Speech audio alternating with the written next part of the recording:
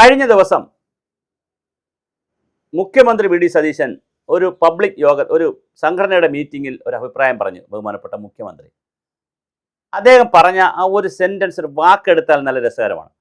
ഞങ്ങളുടെ കാലത്തെ DA കുടിശ്ശിക കൊടുക്കും എന്ന് പറഞ്ഞാൽ ഞങ്ങളുടെ കാലം 2 മാസമല്ലേ ആയിട്ടുള്ളൂ. അപ്പോൾ ജനുവരിയിൽ വന്ന കുടിശ്ശിക, ഈ 2026 ജനുവരിയിൽ വന്ന കുടിശ്ശിക കൊടുക്കുമെന്നായിരിക്കും ഉദ്ദേശിക്കുന്നത്. ഇപ്പോൾ ജൂലൈയിലും കുടിശ്ശിക വരും. ജൂലൈയിലെ കുടിശ്ശിക ഇനി പ്രഖ്യാപിച്ചില്ല. കേന്ദ്ര ഗവൺമെൻറ് DA പ്രഖ്യാപിക്കുമ്പോഴാണ് ഇവിടെ കുടിശ്ശിക കൊടുക്കേണ്ടത്. അപ്പോൾ അത് പ്രഖ്യാപിച്ച് വരുമ്പോൾ അതിൻ്റെ കുടിശ്ശികയും വരും. അങ്ങനെ ആകുമ്പോൾ ജാനുവരിയിലെ കുടിശ്ശിക ഇപ്പോൾ കൊടുക്കും, ജൂലൈയിലെ കുടിശ്ശിക പിന്നെ കൊടുക്കും. അപ്പോൾ ഈ വർഷത്തെ കുടിശ്ശിക കൊടുക്കും.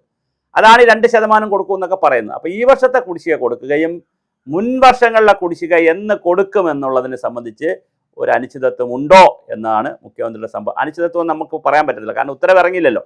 അപ്പോൾ ഉത്തരവ് ഇറങ്ങുമ്പോഴാണ് മുൻകാല പ്രാബല്യം ഉണ്ടോ ഇല്ലേ നമുക്ക് അറിയാൻ പറ്റുകയുള്ളൂ. കാരണം ശമ്പളത്തോടു കൂടിയപ്പോഴല്ലേ അത് കൊടുക്കത്തുള്ളൂ. അപ്പോൾ ശമ്പളത്തോടു കൂടി കൊടുക്കുമ്പോൾ മുൻകാല പ്രാബല്യം ഉണ്ടോ ഇല്ലേ എന്നുള്ളത് പിന്നെയാണ് അറിയുന്നത്. അപ്പോൾ മുൻകാല പ്രാബല്യം ഇല്ല എങ്കിൽ അതിൻ്റെ അർത്ഥം കഴിഞ്ഞ സർക്കാർ കൊടുക്കാത്തതിനെക്കുറിച്ച് ഒന്നുകൂടി പുനർവിചിന്തനം വരും. പക്ഷെ കൊടുക്കാതിരിക്കത്തില്ല, കാരണം ഹൈക്കോടതി ഉത്തരവുണ്ട്, സുപ്രീം കോടതി ഉത്തരവുണ്ട്, നാട്ടിൽ ഒരുപാട് ഉത്തരവുകളുണ്ട്.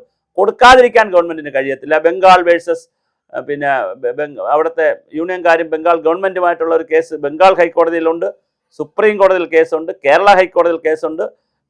ഒരുപാട് യൂണിവേഴ്സിറ്റി എംപ്ലോയീസിൻ്റെ ആളുകൾ കേരള ഹൈക്കോടതി കൊണ്ട് കേസ് കൊടുത്തിട്ടുണ്ട്.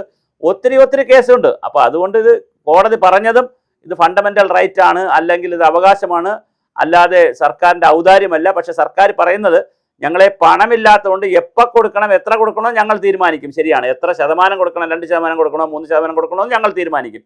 അത് കറക്റ്റാണ്. എപ്പോൾ കൊടുക്കണമെന്ന് ഞങ്ങൾ തീരുമാനിക്കും. പക്ഷെ കൊടുക്കാതിരിക്കാൻ പറ്റില്ല എന്നുള്ള നിലയിൽ സർക്കാരും വരുന്നുണ്ട്. പക്ഷെ അപ്പോൾ എപ്പോൾ കൊടുക്കും എന്നുള്ളതാണ്. DA എന്ന് പറഞ്ഞാൽ 6 മാസം കൂടുമ്പോൾ. DA എന്തിനാണ് കൊടുക്കുന്നത്? DAയുടെ കൺസെപ്റ്റ് തന്നെ 6 മാസം കൂടുമ്പോൾ നാട്ടിൽ നാണയപ്പെരുപ്പവും അല്ലെങ്കിൽ വിലക്കയറ്റം ഉണ്ടാകുമെന്നും അത് കോമ്പൻസേറ്റ് ചെയ്യാൻ സർക്കാർ ഉദ്യോഗസ്ഥർക്ക് മാന്യമായി ജീവിക്കാനാണ് ഈ 6 മാസത്തിലൊരിക്കൽ DA വെച്ചിരിക്കുന്നത്. അല്ലേ പിന്നെ അതിൻ്റെ ആവശ്യമില്ല. വാർഷിക ഇൻക്രിമെൻറ്റ് കൊടുത്താൽ പോരെ.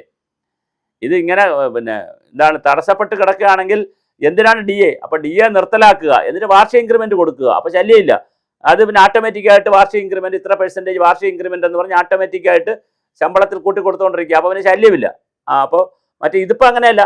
ഇതിപ്പോൾ എന്താ സംഭവിക്കുക? 2 പ്രാവശ്യത്തെ DA പ്രഖ്യാപിക്കണം, പിന്നെ പഴയത് പ്രഖ്യാപിക്കണം. അപ്പോൾ കോടിക്കണക്കിന് രൂപ വരും. പെൻഡിങ് ഇട്ട് വണ്ടി നീങ്ങുകയാണ്. പക്ഷെ അങ്ങനെ നീങ്ങുമ്പോൾ അപ്പോൾ ഇത് എവിടെയെങ്കിലും ഒന്ന് ബ്രേക്ക് ചെയ്യണം. കൃത്യമായി ബ്രേക്ക് ചെയ്ത് നാളിതുവരെയുള്ളത് എവിടെയെങ്കിലും ബ്രേക്ക് ചെയ്തതിന് ശേഷം പുതിയത് എങ്ങനെ എന്നുള്ളതിനെ സംബന്ധിച്ച് സർക്കാർ കൃത്യമായൊരു തീരുമാനമെടുക്കണം. DA നിർത്തലാക്കി അത് ഇയർലി ആയിട്ടുള്ള ഒരു ഇൻക്രിമെൻ്റായി പോയാൽ, അല്ല ഇനി ഇയർലി അല്ല 6 മാസത്തിലൊരിക്കലാണ് ഇവിടെ വില സൂചി എടുക്കുന്നതെങ്കിൽ 6 മാസത്തിലൊരിക്കൽ ഇയർലി ഒരു ഇൻക്രിമെൻറ്റ് തയ്യാറാക്കുകയും അത് 6 മാസത്തിലൊരിക്കൽ കൂട്ടിക്കൊടുക്കുകയും ചെയ്യുന്ന ഒരു സമീപനത്തിലേക്ക് പോകുന്നത് നന്നായിരിക്കും. അല്ല എങ്കിൽ DA ഇങ്ങനെ കിടന്ന് അടിക്കുകയുള്ളൂ. DRനെ സംബന്ധിച്ചിടത്തോളം ഇപ്പോഴും അനിശ്ചിതത്വമുണ്ട്, നല്ല അനിശ്ചിതത്വമുണ്ട്. അത് മുഖ്യമന്ത്രി പറഞ്ഞപ്പോൾ കുറച്ചുകൂടി അത് ക്ലിയറായി. ഇനി എന്തായാലും ഈ ഗവൺമെൻറ്റിൻ്റെ കാലത്തുള്ളത് കൊടുക്കും. അതിൻ്റെ അർത്ഥം കഴിഞ്ഞ ഗവൺമെൻറ്റിൻ്റെ കാലത്തുള്ളത് കൊടുക്കുമോ ഇല്ലയോ എന്നതിനെ സംബന്ധിച്ച് യാതൊരു ധാരണയും ഇല്ല എന്നാണോ അതോ പർപ്പസായിട്ട് പറഞ്ഞതാണോ എന്ന് നമുക്കറിയില്ല.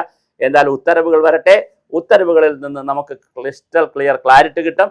അപ്പോൾ നമുക്ക് പറയാം എന്താണ് ഇവിടെ സംഭവിക്കുന്നതെന്ന്.